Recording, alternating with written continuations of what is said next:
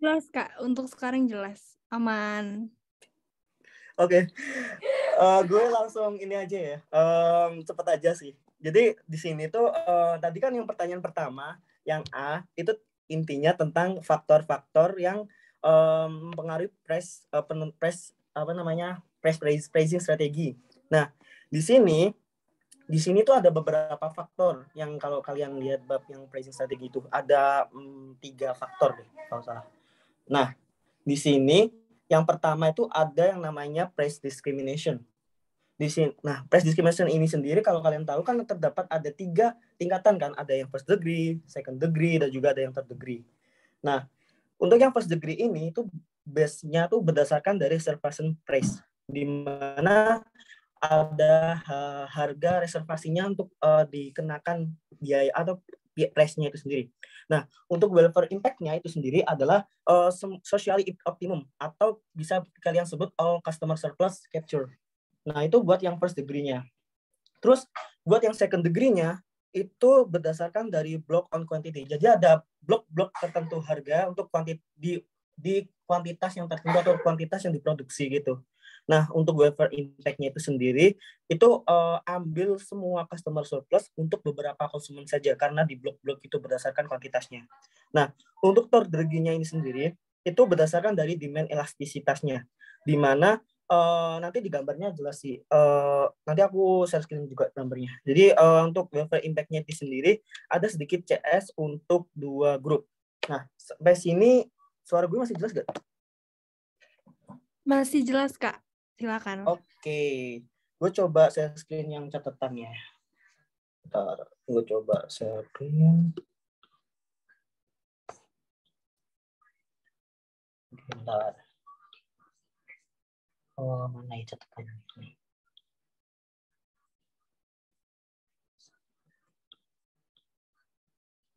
Bentar. Oh, ini.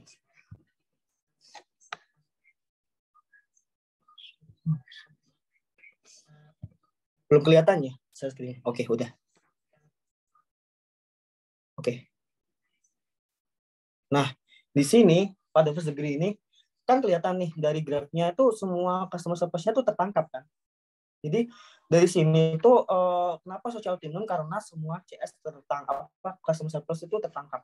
Nah, untuk second degree-nya ini sendiri itu teruntuk untuk beberapa customer coba saja. Jadi kayak menangkap semua pada kuantitas-kuantitas tertentu yang gue bilang tadi. Jadi kayak Q1, Q2 itu dihargainya misal di P0 gitu kan. Nah, nanti di Q2, Q3 nanti beda lagi harganya. Nah, jadi kayak mengcapture cuman untuk beberapa konsumen. Terus untuk yang terdegi ini itu sebenarnya kan berdasarkan demand elastisitasnya kan. Kalau kalian lihat sendiri MR sama D-nya ini sendiri kan beda nih. Nah, di sini tuh yang tertangkap sosial ya bukan sosial itu tapi kayak cuman beberapa dari customer surplus itu tertangkap gitu. Jadi untuk misal di sini kan yang CS capture kan dari P1 nih, terus yang di sini Q1 Q2 nih yang P ini. Nah, di sini tuh nggak tertangkap nih customer surplusnya. Jadi kayak nggak semuanya gitu yang tertangkap kalau misal kalian gambar gitu kan. Oke, itu sih buat perjelasan past discrimination. Selanjutnya gue mau sesi lagi ke tadi tulisan.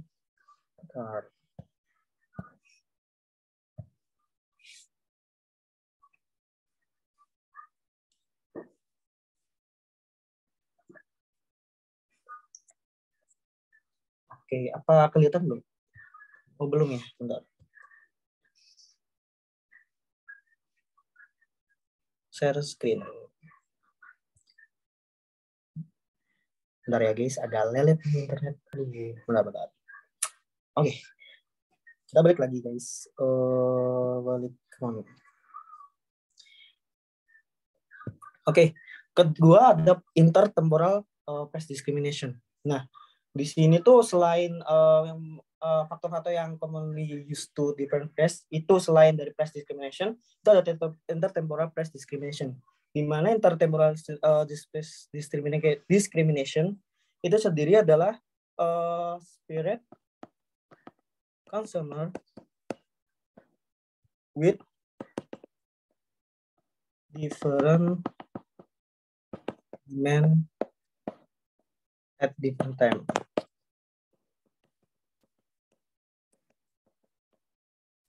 Jadi itu dari intertemporal price discrimination itu dibedakan nih konsumen antara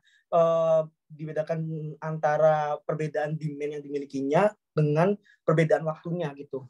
Nah itu untuk intertemporal price discrimination. Untuk yang faktor ketiga ada peak load pricing, di mana peak load pricing ini sendiri charging different price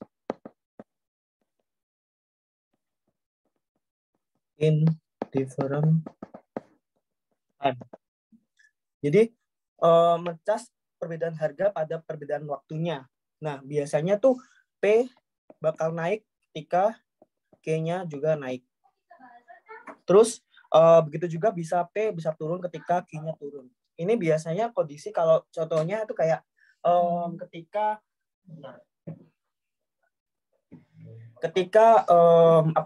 terjadi misal kayak tiket itu sendiri kalau misal udah deket waktunya kan biasanya orang-orang bakal tiket lebaran deh contohnya. Nah itu kalau misal semakin dekat kan semakin mahal tuh biasanya. Jadi Q-nya naik, P-nya bakal naik. Nah itu yang dinamakan peak load pricing. Begitu juga sebaliknya kalau misal kalian pesennya jauh-jauh hari mungkin itu bakal lebih murah P-nya. Itu secara singkat peak load pricing-nya. Nah untuk airline-nya ini sendiri dia cocok menggunakan degree price discrimination. Discrimination. Nah, karena ada beberapa faktor nih. Yang pertama, itu terdapat different elasticity of demand. Karena kan di soalnya juga diketahui kan kalau misal dibedakan nih masing-masing penumpang yang mau bayar mahal sama bayar yang kurang atau yang bayar murah-murah aja gitu. Sorry. Terus yang kedua, have the same MR for each group of customer. Sorry. Have the same MR for group of customer. Jadi kalau misal kalian tadi Grab-nya itu kelihatan gitu nanti MR-nya itu sama. Terus yang ketiga ada have market power. Oke. Nah, ini aja sih buat yang nomor A. Oke. Selanjutnya kita bakal bahas yang B ya. Dimana yang B ini sendiri itu ngejelasin consumer of an airline company can be grouped into two groups, which is a business traveler and regular traveler. It's with a different price elasticity of demand. Using Grab show how the company different airfare to be charged to each group of traveler.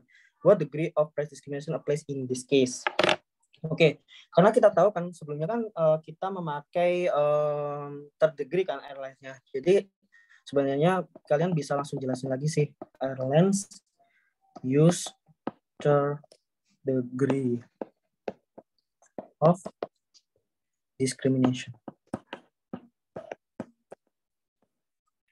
Nah, karena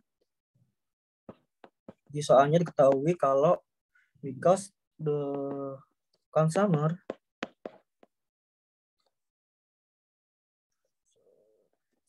can be grouped by business class and regular class. Oke, di sini kita langsung gambar aja kan.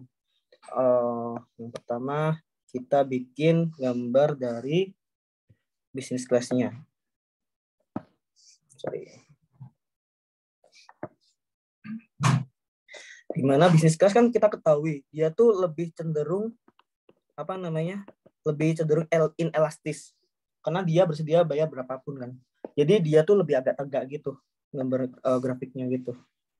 Ini QB di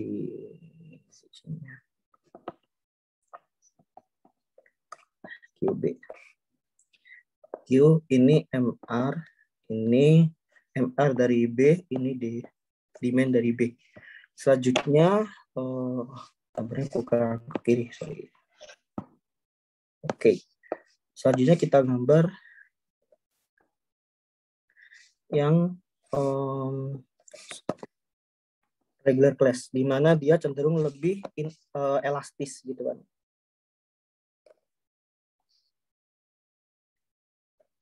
Nah, di sini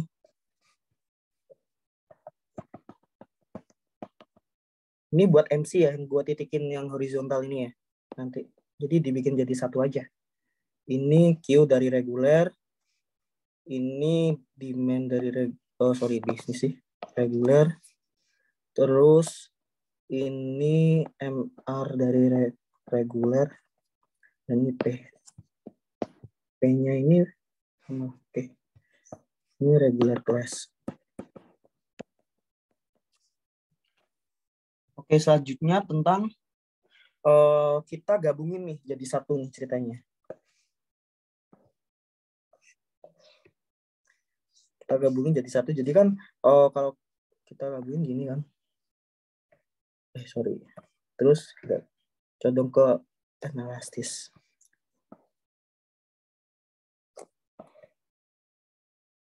Nah, di sini ini MC-nya sih. Ini MR dari reguler, ini demand dari reguler, ini MR dari bisnis, ini demand dari bisnis. Oke, ini QT. Nah, udah sih, ini aja buat yang poin B. Oke, lanjut ke C. Soal C ini dia menjelaskan tentang kayak membuktikan rumus aja. Jadi kayak di sini dia bilangnya tuh firm with monopoly power can set the price of their product by using the golden rule of pricing. Jadi gue tulis dulu deh. P sama dengan MC per 1 plus 1 per E. Ya. Nah, terus intinya di sini itu kalau dia bilang tuh P itu sama dengan price, MC marginal cost, dan E adalah elasticity of demand. Nah, explain your understanding of the formula, particularly the condition it present and the implication of it on the relationship between price and price elasticity of demand. Oke, jadi kalian direct aja tentang yang pertama. Step pertama itu dari MR, di mana MR kita ketahui kan delta TR per delta Q. Kalau kita buka lagi, jadi delta TR kan sama dengan P kali Q kan, di per delta Q. Jadi di sini MR itu maksudnya apa? Jadi MR itu extra revenue from additional 1 unit of quantity. Nah, di sini tuh sebenarnya dia punya have two component. Gimana komponen pertama itu producing pada penambahan 1 unit tambahan barang untuk quantity with price is P. So we'll get. Jadi kalau misal kalau misal memproduksi satu barang itu kan dengan harga P, jadi TR-nya ketemu P dikalikan Q kan. Nah, TR-nya karena Q-nya cuma satu doang, jadi kan TR sama dengan P. Terus yang kedua, karena downward sloping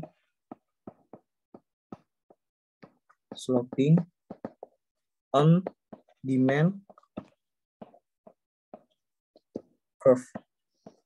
Dan gara-gara dengan downward sloping ini, jadi untuk memproduksi ekstra 1 unit itu bakal menurunkan harga di setiap peningkatan harga dari peningkatan unit, peningkatan output. Jadi kalau misal gue bilang, gue tulis gini lagi deh. Producing extra unit itu bakal decrease in price of. Nah, habis itu karena penurunan harga pada penurunan harga ini, maka akan penurunan juga reduce in price, revenue. Jadi kita kan bisa tulis nih. Bentar. Oke. Q. Bentar. Oke. Jadi kita bisa tulis Q delta P per delta Q.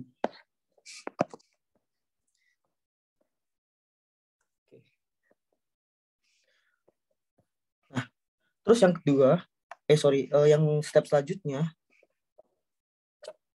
dari komponen N ini ya.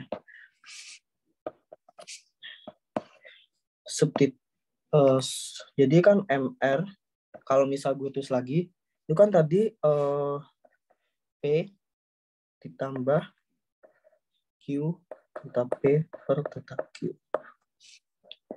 Nah, terus kita kalikan P per P biar ketemu MR sama dengan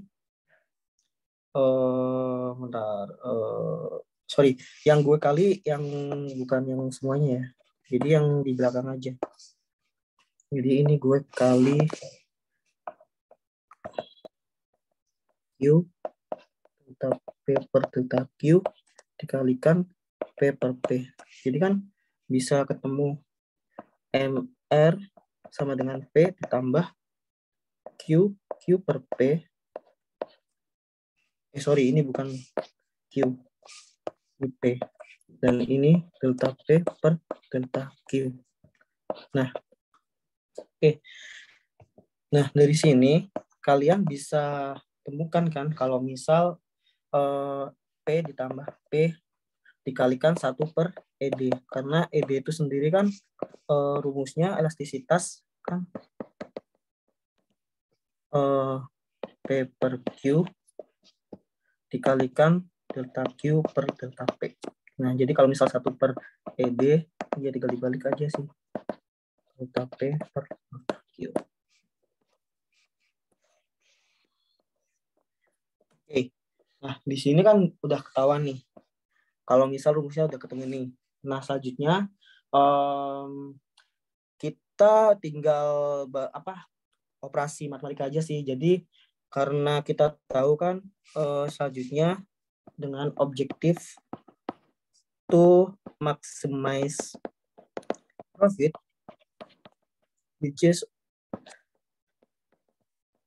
rumusnya itu MR sama dengan MC. Jadi MR sama dengan MC itu sama dengan P ditambah P dikalikan 1 per ED. Nah, MC ini sendiri kita ambil itu sama dengan P ditambah 1, ini kita keluarin P-nya ya. Jadi 1 plus 1 per ED. Jadi kan MC per 1 plus ED, 1 per 1 per ED, sama dengan P.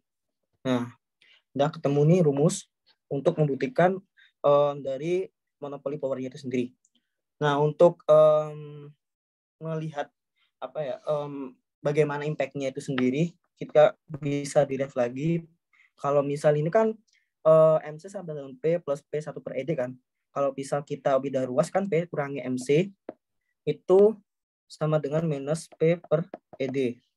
Nah, P kurangi MC per P itu sama dengan minus 1 per ED. Jadi kalau misal semakin ini tuh ketahuan kalau misal markup over MC. Jadi semakin suatu perusahaan itu bisa men-charge P-nya itu semakin tinggi, maka elastisitas dari demand-nya itu sendiri semakin kecil atau semakin inelastis. Jadi kan kalau kalian tahu kan monopoli kan adalah elastisitasnya itu inelastis kan.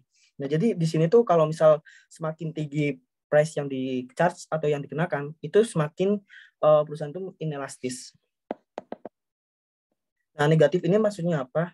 Itu berarti dia tuh downward sloping, bukan yang lain ini gitu. Inverse.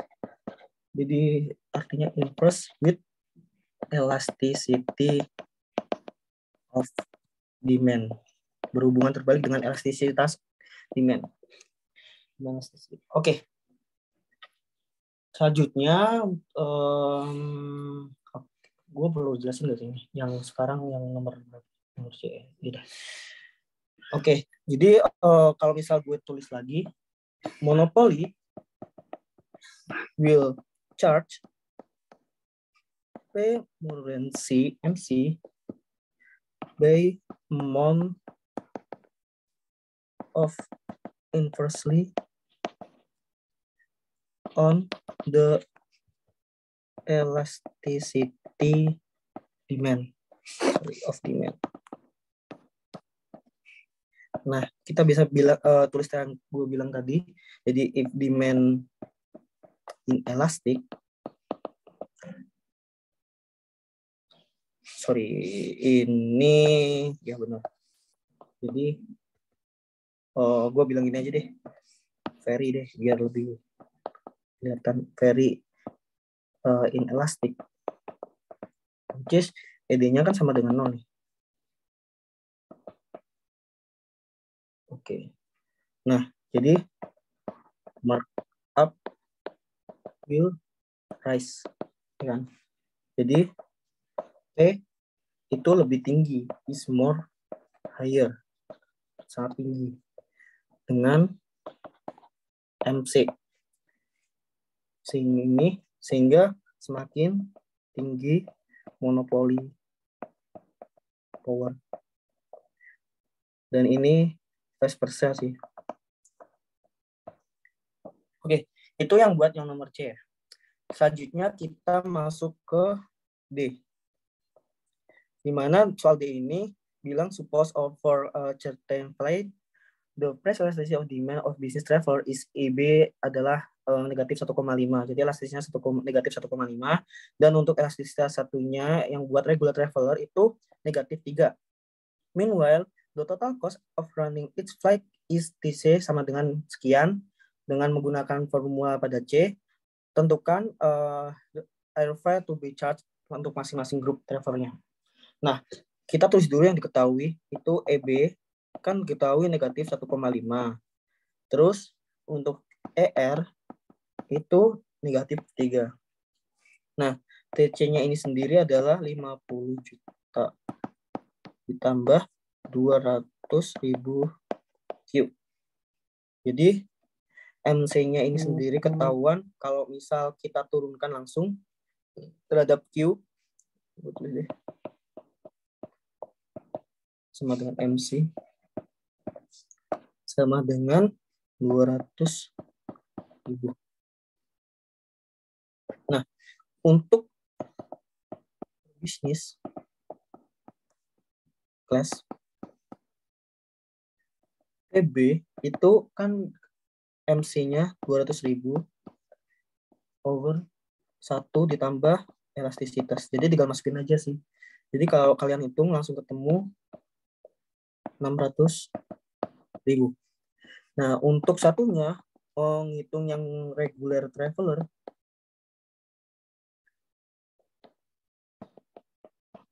itu PR sama dengan kan diketahui MC-nya 200.000 per 1 per 3.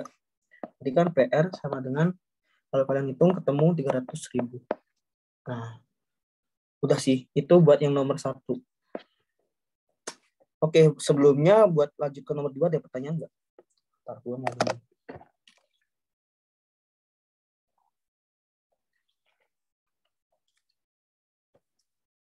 Aman ya? Oke, gue lanjut nomor 2. Di mana nomor 2 ini sendiri tentang oligopoli model.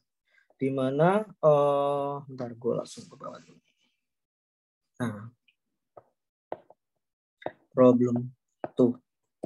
Di mana sebuah industri consists of two form with identical demand function P sama dengan sekian, where QT itu sama dengan Q1 dan plus Q2. Jadi kayak oligopoli pada umumnya ada.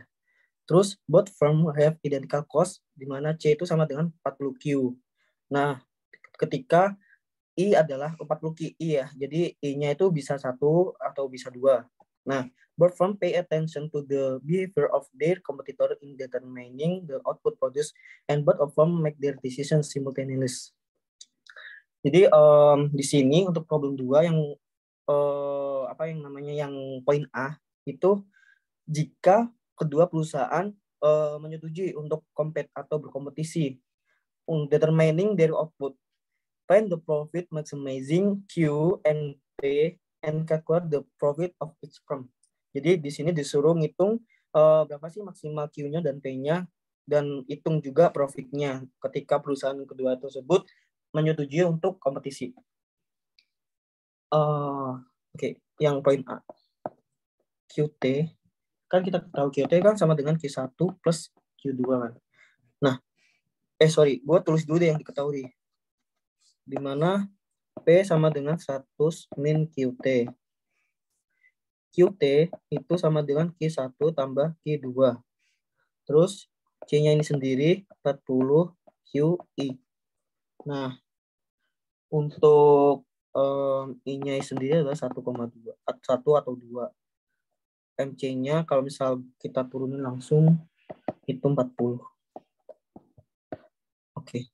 Nah, yang pertama untuk firm 1 kita hitung dulu.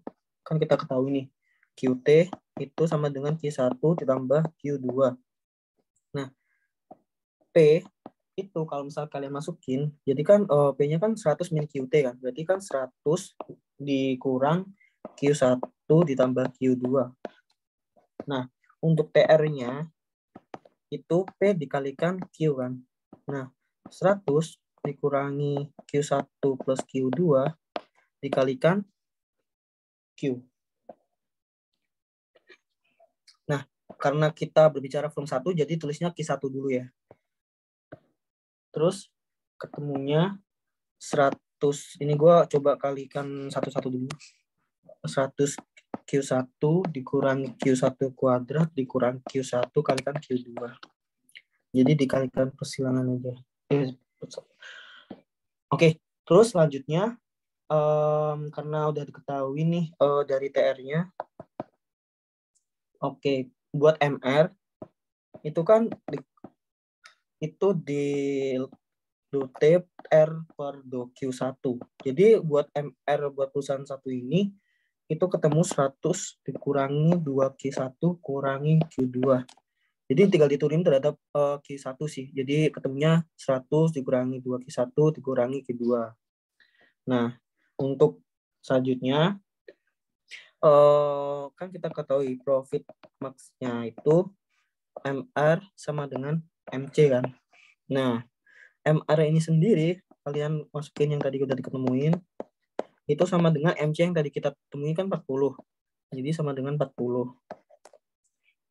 Ketemu kalau misal kalian pindahin ruas ketemu 60 sama dengan 2Q1 plus Q2. Nah, kalau misal kalian pindah ruas ke kiri Q1-nya jadi 60 kurangi 2Q1 sama dengan Q2. Nah, ini buat Q2-nya. Nah, setelah ketemu Q2 ini, kita baru bisa masuk ke form 2. Jadi sebenarnya kalian bebas sih mau nge-take dulu yang mana form 1 dulu, yang dikerjain atau form 2 dulu. Sama aja hasil nanti. Gue tadi milih yang form 1 dulu. Untuk form 2-nya, itu kan langsung aja TR2 itu sama dengan P dikalikan Q2. Nah, P-nya ini sendiri, kan kalian diketahui juga 100 minus Q1 plus Q2 kalikan Q2. Nah, ketemu nih 100 Q2 kurangi Q1 Q2 kurangi Q2 kuadrat. Ini TR2. Nah, untuk MR2-nya itu do TR per do Q2 sama dengan 100 dikurangi Q1 kurangi 2 Q2. Sama carinya prof maksimalnya itu MR sama dengan MC, di mana 100 kurangi Q1 itu sama 100 kurangi Q1 kurangi 2 Q2 itu sama dengan 40. Terus ketemu nih 60 sama dengan Q1 plus 2 Q2. Nah, substitusiin Q2-nya tadi. Q2 from 1. Jadi kan kalian bisa setting lagi 60 sama dengan Q1 plus 2 dikalikan 60 minus 2 Q1. Nah, 60 sama dengan Q1 plus 120 kurangi 4 Q1. Nah, setelah itu 3 Q1 kalau misal kalian jadi satuin ruas. Nih gua ya kan kalau kalian bilain luas 3 Q1 itu sama dengan 60, Q1 sama dengan 20. Nah, tadi kan Q2 udah diketahui nih. 60 kurangi 2 Q1 kan. Q2 sama dengan 60 kurangi 2 kali 20. Jadi Q2 sama dengan 20. Nah, setelah ketahuan nih Q-nya, baru kalian masukin ke ini, apa namanya? Buat mencari profit maksimal. Jadi dari P-nya dulu nih. P-nya itu kan tadi sama dengan 100 dikurangi Q1 plus Q2 kan. Ya udah kalian masukin P sama dengan 100 kurangi 20 plus 20, P sama dengan 60. Nah, untuk profit maksimalnya itu TR minus TC ya. TR-nya ini sendiri, jadi kan P dikalikan Q1 kurangi 40 Q1. Nah, oke. P sama dengan 60, 20 kurangi 40 kali 20. Profitnya sama dengan 400. Nah, ini kan buat form 1 nih. Form 2 juga sama. Form 2, itu sama dengan form 2. Jadi, kenapa? Karena Q-nya tadi itu sama. Terus, kalau misal kalian masukin juga bakal hasilnya juga 400. Jadi, profit maksimum buat masing-masing perusahaan adalah 400 dan Q-nya maksimumnya itu adalah 20. Itu buat yang soal yang A. Untuk yang soal yang B, ini tentang kalau misal ketika dua perusahaan itu berkolusi dan melakukan kartel, terus find the profit maximizing Q and P and calculate the profit of each firm. Jadi di sini kalau misal kedua perusahaannya berkolusi gimana? Jadi gue tulis dulu kulit the cartel and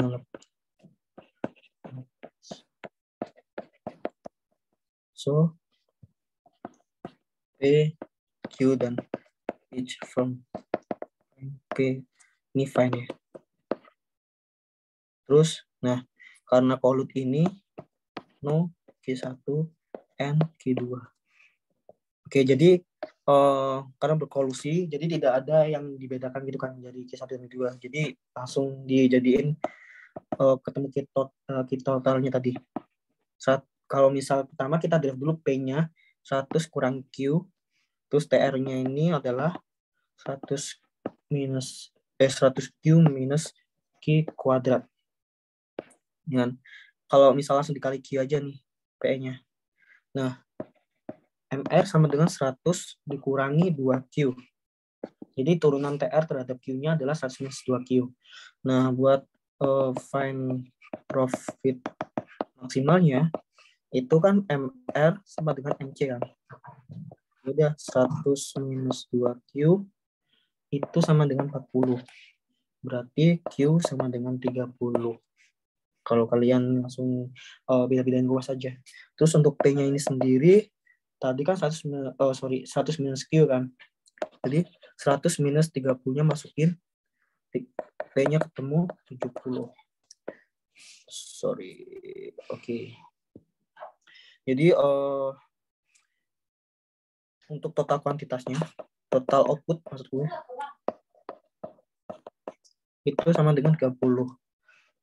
Jadi karena kan berkolusi nih, jadi untuk perusahaan tuh langsung dibagi dua.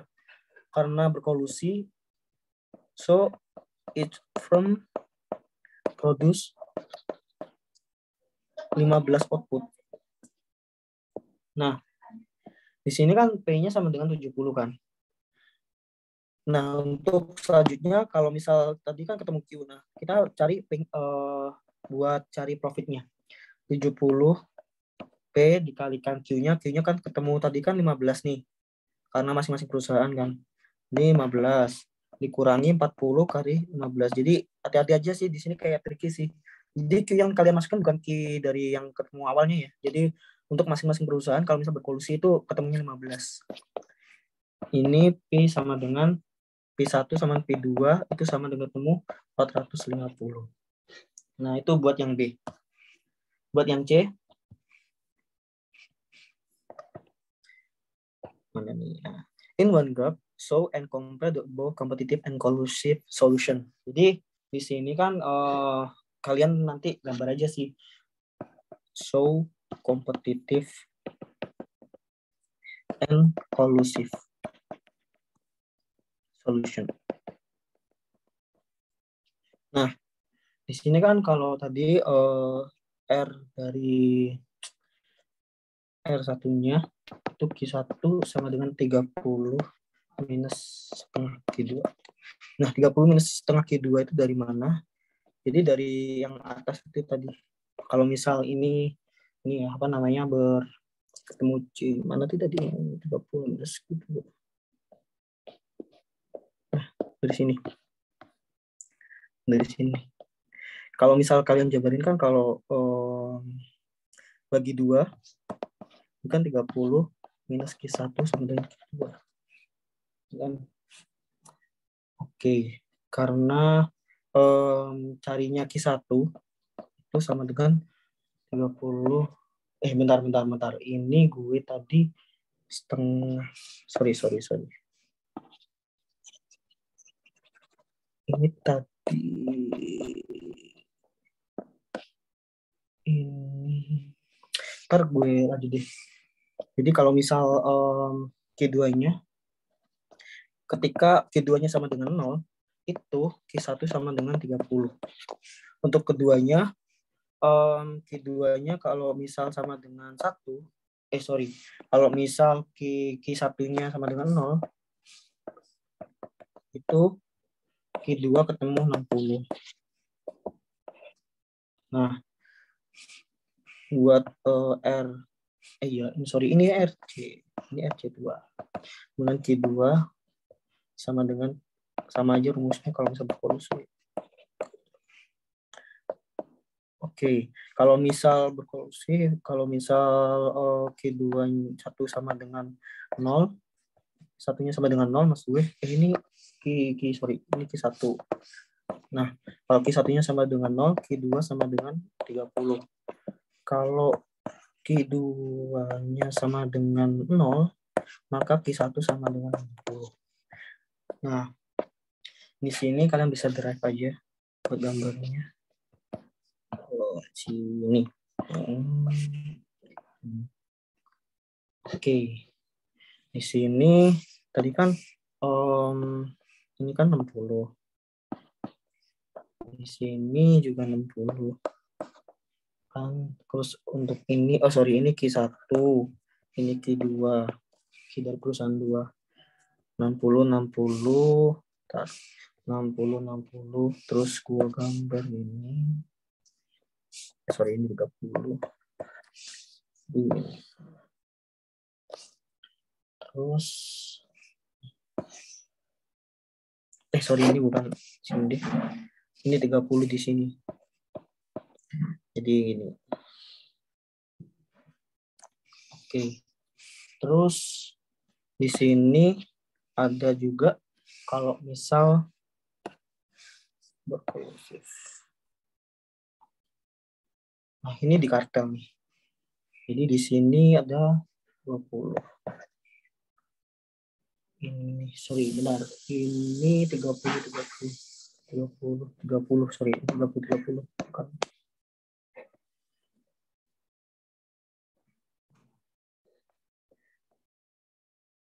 Oke. Terus di sini Karena di sini kan ini kan kartel nih. Di sini 15, ini 15. Kalau kalian kata tadi kan ketemuan 15 tuh tadi. Terus di sini udah Cornell.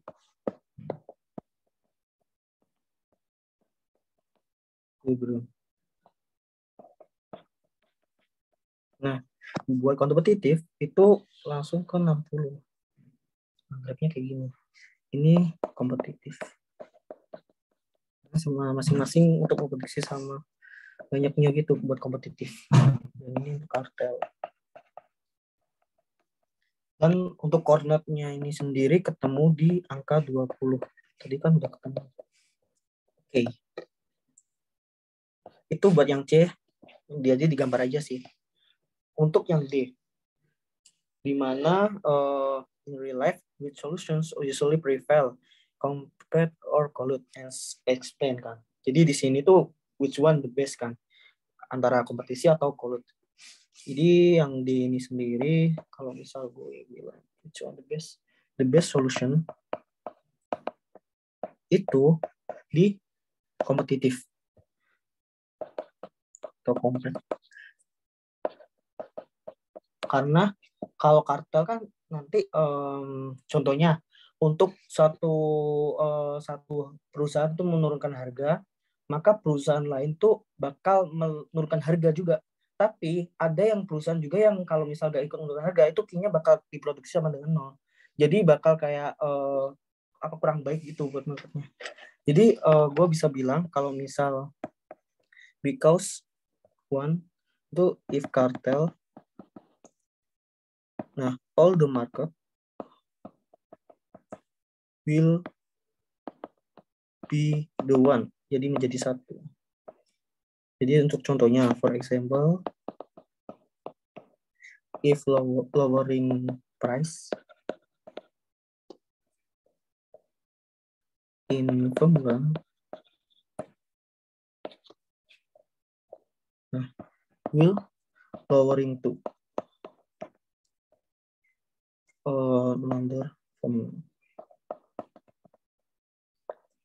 So bakal meninggalkan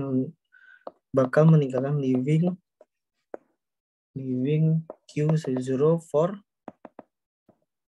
ones who not cheat. Terus yang kedua, anti cartel regulation. Oke, itu sih buat yang sampai D. Selanjutnya bakal lanjut ke nomor 3. Sampai sini ada pertanyaan nggak?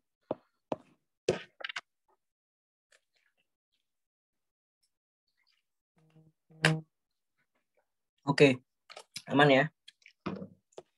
Oke, kita lanjut. Gue mau share screen yang di sini langsung sih. Bentar. Gue mau pindah ke laptop dulu. Bentar. Kalau di sini lebih jelas aja. Bentar.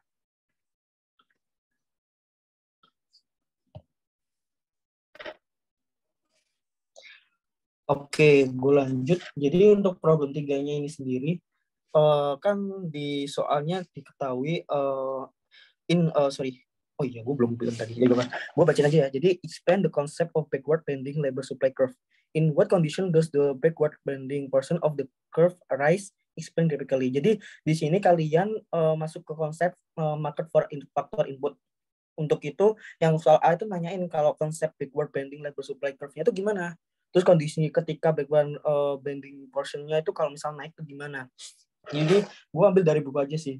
Jadi kalian tinggal gambar aja sih kayak backward bending supply curve-nya itu gimana. Jadi lebih kayak cembung ke kayak gini ya. Jadi di sini tuh horizontalnya tuh hour of work dan vertikalnya adalah wage per hour maksudnya di sini. Nah, di sini kenapa kalau kurvanya seperti gini. Jadi kalau orang-orang itu bakal cenderung lebih giat bekerja, itu akan menghasilkan gaji yang tinggi. Nah, ketika orang itu pada suatu titik udah merasa kaya, maka orang tersebut akan lebih memilih leisure time. Jadi semakin ke atas itu orang itu bakal merasa kaya kan. Jadi lebih mengurangi waktunya untuk bekerja. Dan itu yang dimasukkan konsep dari backward bending supply curve.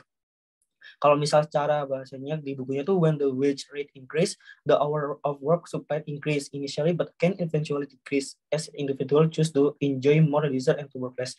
Nah, untuk bebas blending portionnya ini kenapa rise itu ketika income effect yang gue bilang tadi of the higher wage. Jadi kalau misal income effect-nya itu lebih tinggi pada gajinya itu dan income effect-nya tuh lebih besar dibanding dengan substitution effect atau orang tersebut lebih apa namanya with on correct more reward gitu dibanding lu kerja banyak lebih baik kayak karena gue udah merasa kaya ya udah gue lebih baik milih leisure time gue.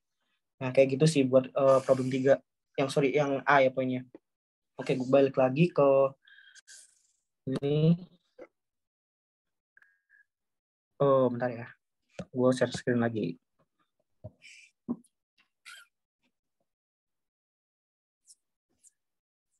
Nah, oke, yang tadi A udah gue jelasin ya cara di laptop tadi. Untuk selanjutnya, ntar belum kelihatan nih screen-nya.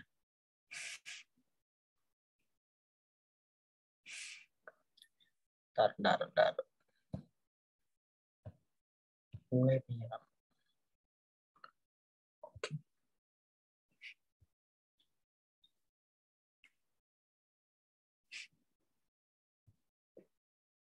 Oke, yang A tadi kan udah.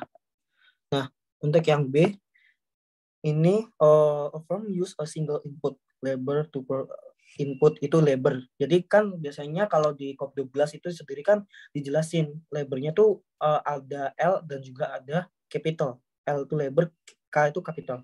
Nah, di sini di soal ini tuh dia inputnya cuma labor doang. Nah, untuk menghasilkan output Q according to the production function where L is labor hours, Q sama dengan 8 akar L. Jadi gue tulis dulu Q sama dengan 8 akar L, di mana komoditasnya itu menjual dengan harga itu 150 dan wage rate-nya itu sendiri 75 per jam. Jadi buat wage-nya itu 75. Nah, temukan profit maximizing quantity of L and Q and calculate the firm profit. Jadi di sini kan kita tahu kan pertama kalian cari juga yang pertama itu cari MPL-nya. Marginal Product of Labor. Nah, MPL ini sendiri adalah turunan dari DQ per benar. Oke. Delta Q per delta apa namanya? Delta L itu delta sih do Q per do L itu sama dengan turunan dari 8 per akar L. Ini kok 5? Sorry, bentar. Oke. Nah, 4 dikalikan L min setengah. Kan kalau misal di sini kan 8, gue bisa tulis juga 8 L pangkat setengah. Jadi kalau misal gue turunin jadi ya udah setengah 8 dikalikan L pangkat ini kurangi 1 kan jadi minus setengah. Jadi kan 4 dikalikan 4 dikalikan L minus 1,5. Nah itu. Nah terus selanjutnya kalau misal kalian ubah lagi 4 per akar L buat akar L kolinya mah. Oke. Nah, untuk menemukan profit maksimumnya profit max itu kan kita ketahui kalau MRP dari L itu harus sama dengan W. Nah, MRP dari L ini marginal rate of product of labor itu diketahui dari MPL dikalikan P itu sama dengan W. Nah, MPL-nya kan udah diketahui nih tadi 4 per akar L dikalikan P-nya kan diketahui 150. Itu sama dengan 75. Nah, 4 per L 4 per akar L sama dengan kalau misal kalian pindah ke sini kan jadi setengah kan 75 per 150 itu terus kalian pindahin ruas 28 sama dengan akar L ya kan berarti kan 8 kuadrat kan 64 sama dengan L. Oke. Di sini L-nya udah ketahuan nih 64. Nah, untuk selanjutnya kita cari Q-nya, output-nya. Jadi kan Q diketahui 4, Q diketahui 8 akar L kan. Q sama dengan 8 dikalikan akar 64. Q sama dengan 8 kalikan 8 sama dengan Q-nya itu 64. Nah, ketahuan nih untuk output-nya. Jadi setelah ketahuan output sama L-nya, kita bisa ngitung profit-nya. Jadi profit kan P dikalikan Q dikurangi W dikalikan L. Nah, P dikalikan Q ini sendiri kan 150 dikalikan Q-nya tadi kan 64 dikurangi W-nya 75 dikalikan 64. Kalau misal kalian hitung profitnya ketemu 4.800. Oke, itu buat yang B. Selanjutnya kita buat nomor 3 udah sih problem yang nomor 3. Kita bisa lanjut ke nomor 4. Sejauh ini ada pertanyaan nggak sebelum kita masuk ke nomor 4?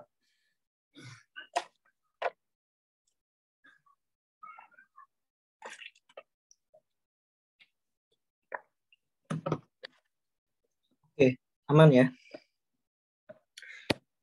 Lanjut ke problem 4. Ini problem 3. Problem 3. Problem 4. Nah, di problem 4 ini itu berkaitan tentang general equilibrium atau social welfare. Di mana pada soal A ini itu bilang Ali itu mengonsumsi 6 botol teh. Terus dan juga 10 pisang goreng.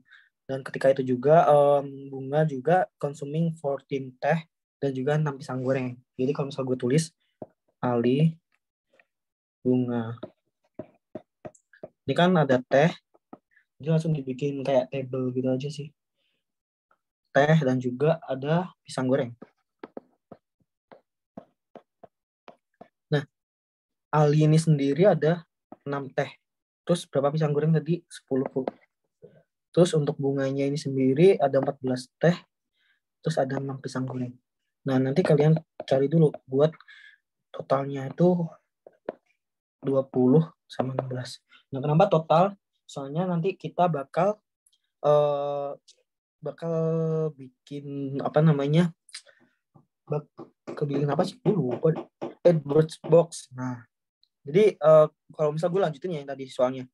Jadi kan di sini setelah apa namanya Bunga itu mengkonsumsi apa dan apa, Bunga melihat teh dan pisang goreng itu perfect substitutes. Jadi kalau gue bilang Bunga itu adalah MRS-nya dari B itu perfect substitute.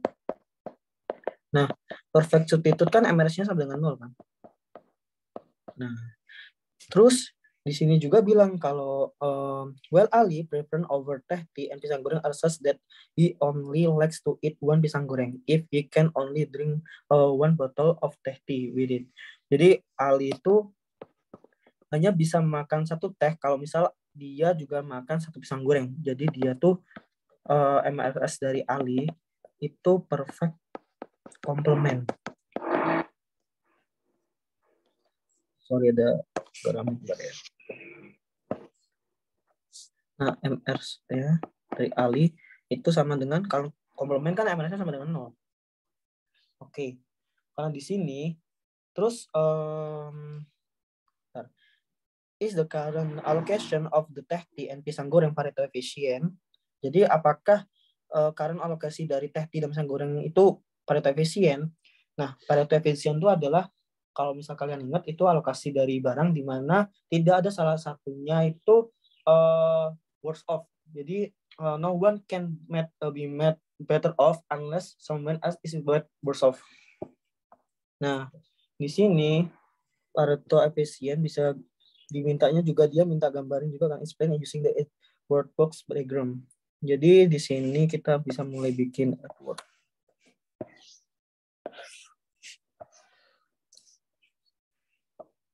Bentar.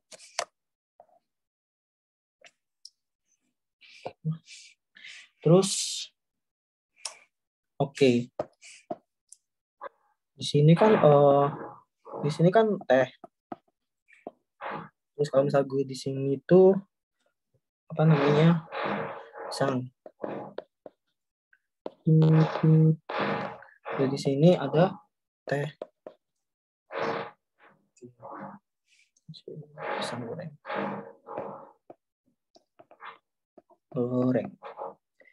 Nah, ini A dan di sini OB. Oke. Terus untuk karena kan totalnya tadi itu dari tehnya itu sendiri kan 20 nih. Jadi gue tulis dari di sini 20. Nah, untuk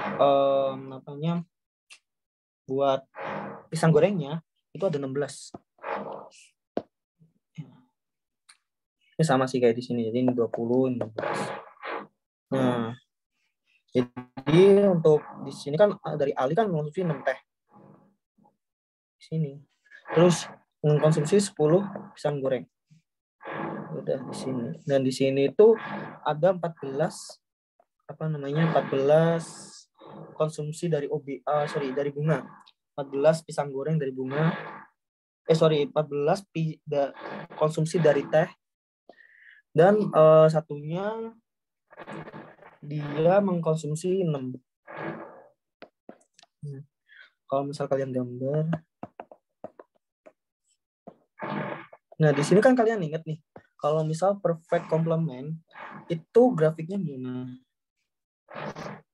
Perfect complement bakal gini kan. Jadi grafik Ali itu perfect complement kayak gini. Nah, kalau misal perfect split itu bakal gini. Ya. Ini perfect complement. Ini perfect split.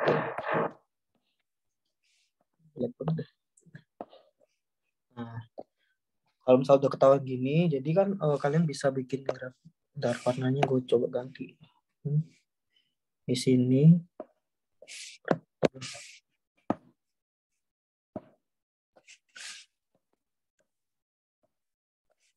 Terus ini. Nah, ini kan punya Ali. Terus bunganya bunga ini.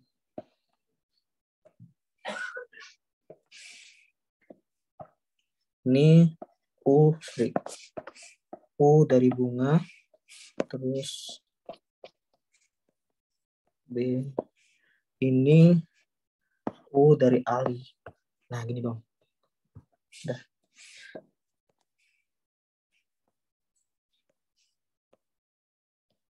Oke. Jadi di sini kan udah ketahuan ya outputnya. Nah, buat Pareto efisiennya,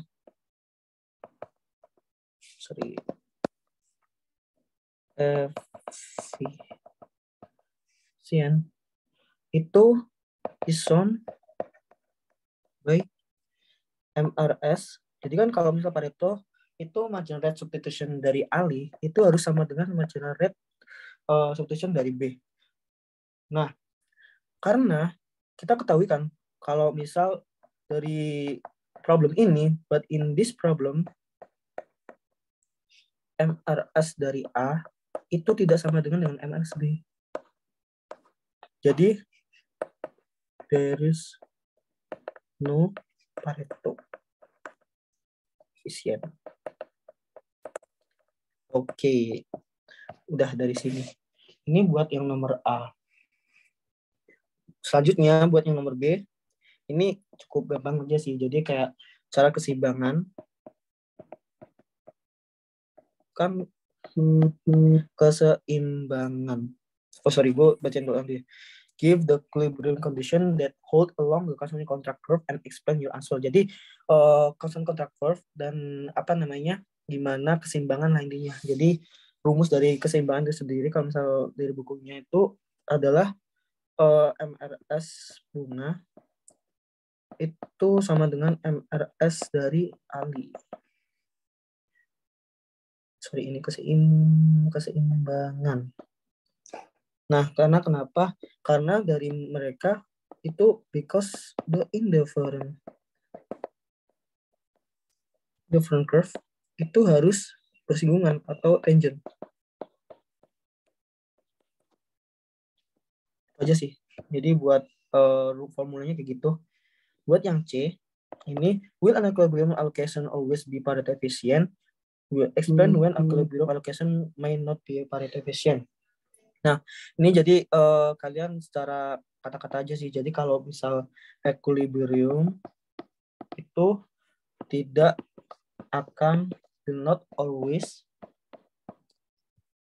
be Pareto efficient. Because there is, karena kenapa? Karena ada kemungkinan untuk make another person satisfied. Jadi there is a possibility, okay, we don't make other person satisfied. Oke. Buat nomor 4 udah. Oke. Oke, dari sini dari nomor problem 4 ini ada yang ditanyain nggak kira-kira?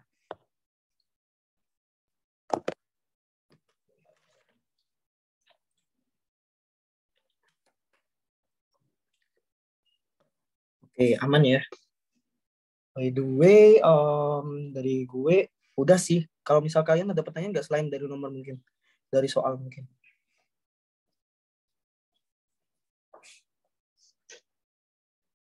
Reza mungkin ada pertanyaan nggak, atau dari yang lain mungkin?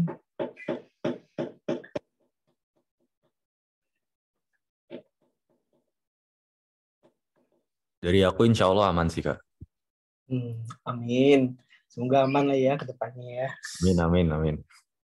Upload. Siap. Bisa lah ini, gendut nih mah. Bisa lah, plus 1, Reza. Tiga sih. Oke, dari gue udah sih. Maksud gue nanti kalau misal buat jawaban bisa gue share ya sama soalnya. Oke Reza, gue balikin ke lo lagi ya. Thank you semuanya. Oke, thank you, Kak. Oke. Oke. Nah,